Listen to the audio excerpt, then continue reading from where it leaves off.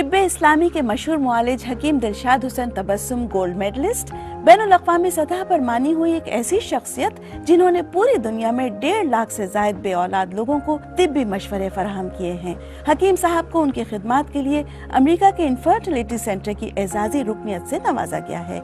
आज हर तबका फिक्र के अफराद बेऔलादी, मर्दाना जनाना कमजोरी और रसौली जैसे मसाइल की आगाही के लिए हकीम दिलशाद की खिदमत से मुस्तफीद हो रहे हैं। आप भी हकीम साहब से मशवरा कीजिए। राब्ते के लिए कॉल कीजिए 0092 345 405 8206 या विजिट www.hakimdilshad.com।